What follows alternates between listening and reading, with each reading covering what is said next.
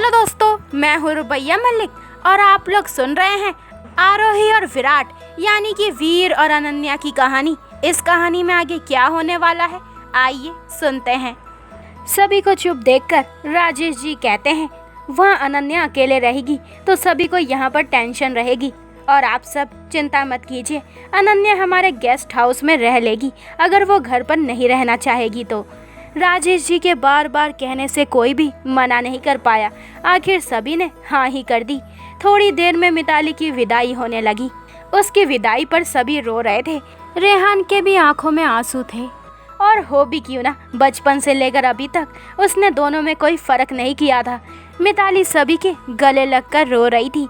अनन्या काफ़ी देर तक अपने आंसू रोके रही, पर फिर जब मिताली उसके गले लगी तो वो भी रो पड़ी। काफ़ी देर तक ऐसे ही खड़े रहने के बाद मिताली को गाड़ी में बिठाया गया और वो अपनी नई जिंदगी को मिसेस मिताली विक्की सिंघानिया बनकर बसाने को चल पड़ी।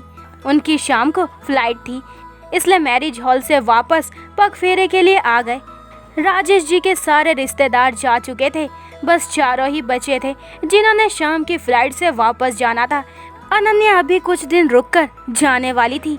वहां मुंबई पहुंचकर मिताली का अच्छे से गृह प्रवेश करवाया गया और जो भी रस्में होती है वो सब निभाई गई और अब विक्की और मिताली दोनों ही अपने नए सफ़र पर निकल गए। कुछ दिनों तक अनन्या अपने ही घर में रही। जब तक वो वहां रही तब तक बहुत खुश रही और उसकी माँ के लिए उसने सूट वगैरह भी पहन कर दिखाए, जिससे अनन्या और अनन्या की माँ के साथ सभी खुश हुए। और छुट्टी खत्म होते ही रेहान अनन्या को वापस मुंबई छोड़ने आया और अनन्या का सामान राजेश जी के यहाँ शिफ्ट करवाकर मिताली से मिलकर वापस लौट आया। अनन्या भी अब राजेश जी के घर शिफ्ट हो चुकी थी। रेहान भी मिताली से मिलकर वापस लौट चुका था। मिताली और विक्की अपने हनीमून पर गए थे। राजेश जी ने अनन्या को वीर के साथ ही ऑफिस जाने को बोला तो अनन्या ने ये कहकर मना कर दिया कि मेरी धन्नो नाराज हो जाएगी, इसलिए मैं अपनी धन्नो से ही जाऊंगी। राजेश जी ने भी उसकी बात मान ली थी। वीर ने बहुत कोशिश की कि अनन्या के नेचर में चेंज आने का रीज़न पता चल जाए, पर वो पता ही नहीं कर पा रहा था। और अनन्या ऑफिस में सबसे अच्छे से बात करती, पर वीर के सामने जाने से कतराती और वीर परेशान हो जाता कि ये ऐसे क्यों इग्नोर कर रही है। कुछ दिन ऐसे ही निकल गए। मिताली और विक्की भी वापस आ चुके थे और उन्होंने भी ऑफिस ज्वाइन कर लिया था। इन दिनों वीर अनन्या के नेचर से परेशान हो चुका था। उसे अनन्या का अनदेखा करना खलता था। वो बात करना चाहता था पर अनन्या कोई मौका ही नहीं देती थी। एक दिन ऑफिस में वीर अपने कैबिन की शीशे की दीवार से अनन्या को देखते हुए अपने आप से कहता है, तुम इतना कैसे बदल सकती हो अनन्या? क्या तुम्हें फ़र्क नहीं पड़ता कि मैं यहाँ परेशान हूँ? ना तुम मुझसे ऑफिस में बात करती हो और ना ही घर पर आज तुम्हें मेरे सारे सवालों के जवाब देने ही होंगे। तुमने जितना इग्नोर करने की कोशिश की है, आज उन सब का जवाब तुम्हें देना होगा। वीर ने फ़ोन करके काका को बुलाया और 2 फाइलें देते हुए कहा कि मिस अनन्या को कहिए कि ये फाइल्स अभी कंप्लीट करके देनी है। काका ने फाइल्स ली और अनन्या को देते हुए कहा, बिटिया ये फाइल अभी पूरी करके देनी है। अनन्या ने फाइल्स ली और उन्हें कंप्लीट करने लगी। वीर की नज़रें बस उस पर ही थी। काफ़ी देर बाद जब अनन्या ने फाइल्स पूरी की तो काका को बुलाया, पर उसे पता चला कि काका किसी काम से बाहर गए हैं। अनन्या को कोई और नहीं दिखा, इसलिए उसने खुद ही जाने का डिसाइड किया।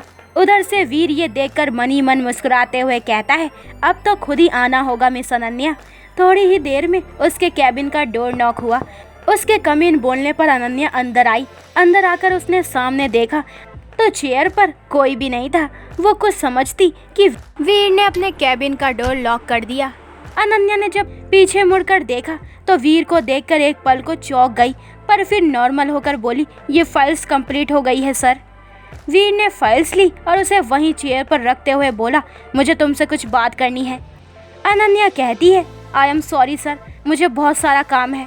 और ये बोलकर अनन्या जाने लगी। अभी वो दरवाजे तक ही पहुंची थी, पर वीर ने उसका हाथ पकड़ लिया और रोकते हुए बोला, तो मुझे इग्नोर क्यों कर रही हो?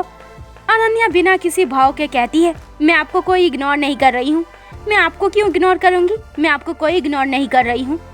वीर उसके नज़दीक आते हुए कहता है, ओ रियली, तुम सच में मुझे इग्नोर नहीं कर रही हो? अनन्या पीछे को होने लगी, पर उसके पीछे दरवाज़ा होने की वजह से वो ज़्यादा पीछे नहीं जा पाई और वहीं खड़ी हो गई। तब तक वीर उसके पास आ गया और उसकी आंखों में देखते हुए बोला, क्या हुआ है यार, एटलीस्ट मुझे बताओ तो सही, आखिर क्या वजह है जो तुम्हें परेशान कर रहा है। अनन्या उससे नज़रें चुराते हुए कहती है, ऐसी कोई वजह नहीं है जो मुझे आपको बतानी पड़े। वीर ने उसका चेहरा हाथों में भरा और उसके सिर से अपना सिर टिकाकर बोला, प्लीज़ अनन्या, तुम कुछ तो कहो, ऐसे चुप मत रहो, मुझे रीज़न जानना है। प्लीज़ बोलो, किस वजह से तुम इग्नोर कर रही हो। तुम जानती हो ना कि मैं तुमसे कितना प्यार करता हूँ, मैं तुम्हारे बिना नहीं रह सकता। प्लीज़ अनन्या, मुझसे तुम्हारी ये बेरुखी बर्दाश्त नहीं होती और मुझे पता है कि तुम भी मुझसे बहुत प्यार करती हो, पर क्यों कर रही हो तुम ऐसा। अनन्या ने उसका हाथ झटकते हुए कहा, स्टॉप इट यार, ये सब क्या लगा रखा है और क्या जानना चाहते हो आप। यही कि मैं आपको इग्नोर कर रही हूँ, और क्यों? तो सुनिए मिस्टर वीर, हाँ मैं इग्नोर कर रही हूँ। और आपको ऐसा क्यों लगता है कि मैं आपको हर बात बताऊँ? क्योंकि मैं आपको अपनी कोई भी बात बताना ज़रूरी नहीं समझती, समझे आप। वीर हैरानी से कहता है, अनन्या तुम ये क्या। अनन्या उसकी बात बीच में काटते हुए कहती है, लुक मिस्टर वीर, अभी मेरी बात पूरी नहीं हुई है, तो जब तक मेरी बात पूरी नहीं हो जाती तब तक आप बीच में नहीं बोलेंगे। मैं आपको इग्नोर कर रही हूँ क्योंकि मैं आपसे कोई बात ही नहीं करना चाहती, और दूसरा रीज़न ये है कि मैं तुमसे प्यार नहीं करती, समझे। अरे यार, थक चुकी हूँ मैं ये प्यार का नाटक करते करते, अब नहीं होता मुझसे ये। मैं आज़ाद होना चाहती हूँ इस बंधन से, घुटन महसूस होती है मुझे, समझे आप। मिल गया ना जवाब। अनन्या बोलकर जाने लगी, पर वीर ने उसे रोकते हुए कहा, तुम ये क्या कह रही हो अनन्या, हम दोनों एक दूसरे से बहुत प्यार करते हैं ना, तो फिर तुम ऐसे कैसे कह सकती हो। बोल दो ये झूठ है, कह दो अनन्या, ये जो कुछ भी तुमने अभी कहा है वो गलत है, झूठ है। अनन्या उससे कहती है, कोई झूठ नहीं है, ये जो भी मैंने कहा वो एकदम सही कहा है। अरे झूठ तो मैं अब तक बोलती आई हूँ कि मैं आपसे प्यार करती हूँ, पर मैं आपसे कोई प्यार व्यार नहीं करती। तो वीर उससे कहता है, तो अब तक जो था वो क्या था। अनन्या बेपरवाही से कहती है, टाइम पास था, समझे आप। ये सुनकर वीर हैरान हो जाता है कि ये क्या कह रही है। उसकी आंखों के सामने अनन्या का इकरार करना घूम रहा था। अनन्या ने उसकी तरफ देखा और बोली, अब आप ध्यान से सुन लीजिए, मैं आपसे कोई प्यार नहीं करती, सो आज के बाद मेरे करीब आने की कोशिश भी मत कीजिएगा। अनन्या उसे उंगली दिखाते हुए कहती है। वीर किसी बुद्ध की तरह खड़ा ही सोच में पड़ गया। उसे समझ नहीं आ रहा था कि आखिर क्या सच है जो आज अनन्या ने कहा, या जो उस दिन उसने कहा। दिल ये मानने को तैयार ही नहीं था, पर दिमाग ये मानने को तैयार था। काफ़ी देर तक वो ऐसे ही खड़ा रहा। उसका दिल टूट सा गया। वो समझ नहीं पा रहा था कि ऐसी कौन सी वजह है जिसने अनन्या से ये सब कहलवाया। वहीं अनन्या अपना सामान लेकर समर से हाफ डे लीव लेकर घर चली गई। वो घर पहुंची, उसने जल्दी से अपने रूम का दरवाज़ा बंद किया और उसके सहारे टिककर नीचे बैठ गई। उसकी आंखों में रुके हुए आंसू बहने लगे। वो खूब रोई क्योंकि इस समय कोई उसे सुनने वाला नहीं था। राजेश जी बाहर गए थे और गेस्ट हाउस थोड़ा सा दूर था, इसलिए उसे सुनने वाला कोई नहीं था। इसलिए आज वो फूट फूट कर रो रही थी, और रोए भी क्यों ना, आखिर वीर के दिल को चोट पहुंचाकर उसे कितनी तकलीफ हुई वो तो वही समझ सकती थी। काफ़ी देर ऐसे ही बैठकर वो रोती रही। उसने अपना फ़ोन निकाला और अपनी सगाई वाली फ़ोटो निकालकर उसे देखते हुए बोली, आई एम सॉरी वीर, मैं भी आपसे बहुत प्यार करती हूँ, वो भी इतना कि लफ्ज़ों में बता भी नहीं सकती, पर क्या करूँ, मैं मजबूर हूँ, बहुत मजबूर, इतनी कि मैं बता भी नहीं सकती। वीर आप बहुत अच्छे हो, पर मैं आपके प्यार के लायक ही नहीं हूँ। आपके क्या, मैं तो किसी के भी प्यार के लायक नहीं हूँ। प्लीज़ मुझे माफ़ कर दीजिएगा, आपका दिल नहीं दुखाना चाहती थी मैं, पर आपके लिए यही सही है वीर। मेरा आपके साथ ऐसे बिहेव करना ज़रूरी था।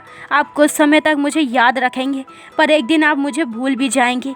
मैं आपको और धोखा नहीं दे सकती वीर, हमारा अलग होना ही सही है, और इसके लिए मुझे अगर सबकी नज़रों में बुरा बनना भी पड़े तो मैं बनूंगी। हमारा साथ यहीं तक था वीर, पर मेरे दिल में सिर्फ आप हैं और हमेशा ही आप ही रहोगे। आपके अलावा और दूसरा कोई नहीं आ सकता। मैं आपसे बहुत प्यार करती हूँ Veer, I really love you. Ananya ने उसकी फ़ोटो को किस किया और बेड पर आकर लेट गई। रोने की वजह से उसके सिर में दर्द होने लगा था। थोड़ी ही देर में वो गहरी नींद में सो गई। वहीं दूसरी तरफ ऑफिस में वीर अभी भी हैरान परेशान सा उसी जगह खड़ा था। उसकी आंखों से आंसू कब बहने लगे उसे कुछ पता ही नहीं चला। उसे ऐसा लग रहा था कि जैसे किसी ने उसका दिल निकाल कर निचोड़ दिया हो। उसी समय विक्की और मिताली किसी काम से उसके कैबिन में आए। विक्की ने जब वीर की ऐसी हालत देखी तो दोनों ही परेशान हो गए। विक्की ने उसे पकड़कर सोफे पर बिठाया। मिताली ने उसे पानी दिया, पर वीर तो जैसे किसी सदमे में था। विक्की ने उसे पकड़कर हिलाया, तब वो जैसे नींद से जागा हो। वो एकदम से हड़बड़ा गया। विक्की ने परेशान होकर पूछा, क्या हुआ वीर, ये कैसी हालत बना रखी है और ये तेरी आंखों में आंसू? वीर ने एक नज़र उसे देखा, उसकी आंखें फिर से बरसने लगी। विक्की परेशान हो गया और उसके गाल थपथपाते हुए बेचैनी से बोला, वीर बता मेरे भाई, हुआ क्या है? ऐसी कौन सी बात हो गई जिससे तेरी ये हालत है? वीर लड़खड़ाते हुए कहता है, विक्की वो छोड़कर चली गई, वो मुझे छोड़ गई। उसे घुटन होती है मेरे साथ। वो बोलती है कि वो मुझसे प्यार नहीं करती। वीर उसके हाथ पकड़कर कहता है, विक्की मेरी जिंदगी अब मुझसे दूर जा रही है। विक्की कहता है, वीर तू अच्छे से बता कि बात क्या है। वीर उसके गले लग गया और उसे सारी बात बता दी। विक्की और मिताली दोनों ही हैरान हो गए। विक्की कहता है, अनन्या ऐसे कैसे कर सकती है, ये गलत किया उसने। तो दोस्तों ये वाला एपिसोड यहीं पे ख़त्म होता है। अगले एपिसोड में जानेंगे कि इस कहानी में आगे क्या होने वाला है। आखिर अनन्या के साथ ऐसा क्या हुआ जो वो वीर को छोड़ रही है। तो आगे के एपिसोड और भी इंटरेस्टिंग होने वाले हैं, तो मेरे चैनल को जल्दी से सब्सक्राइब करें ताकि आपको मेरे न्यू एपिसोड के नोटिफिकेशन सबसे पहले मिल जाए। लाइक शेयर करें और कमेंट करके मुझे ज़रूर बताएं कि आप लोगों को ये स्टोरी कैसी लग रही है। अपना ख्याल रखें। बाय दोस्तों।